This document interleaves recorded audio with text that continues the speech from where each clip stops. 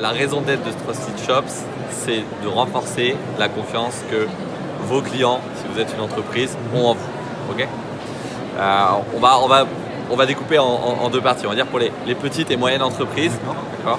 On va être, comment on fait ça? Ça va être les avis sur les produits, les avis sur les expériences d'achat, ou la marque de confiance. La marque de confiance, qu'est-ce que c'est? C'est ce petit logo, par exemple, qu'on va apposer sur un site e-commerce. Et à cette marque de confiance est associée une garantie de remboursement qui est gratuite pour le consommateur final à hauteur de 2 500 euros en France. Okay.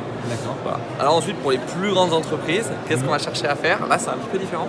Ça va être davantage de mettre en place une vigie de l'expérience client en temps réel par point de contact. Okay. Un peu la tour de contrôle finalement de l'expérience client, mais en temps réel.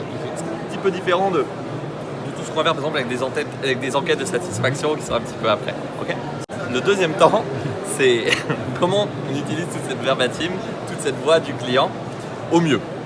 Donc là, on va regarder en interne et en externe. Donc en interne, qu'est-ce que ça va être? Par exemple, là, vous avez des verbatim qui sont liés à l'emballage. Bon, on va automatiquement les lire, les étiqueter et puis les envoyer aux personnes concernées au sein de l'entreprise.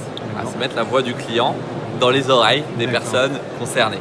Et pas d'en faire toute une histoire, c'est juste, voilà, vous avez cette voix du client en temps réel qui est diffusée au sein de votre entreprise. Okay. Et ensuite, c'est en externe, on utilise au mieux cette voix du client. Donc là, on va être sur des choses plus traditionnelles en ce qui nous concerne, qui est lié à notre métier historique.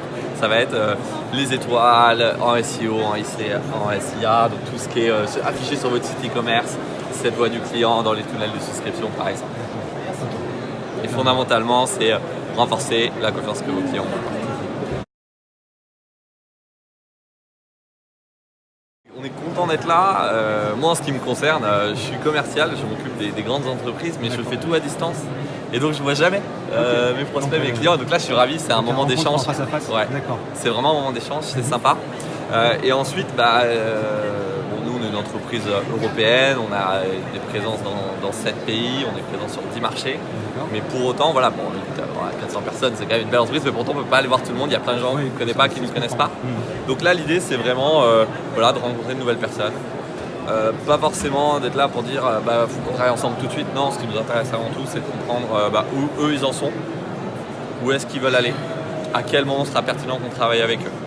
On vient vraiment dans cette philosophie-là, pas vraiment de vendre aujourd'hui si à tout prix, loin de là. Ouais, on souhaite vraiment comprendre où en sont nos interlocuteurs. D'accord, très bien.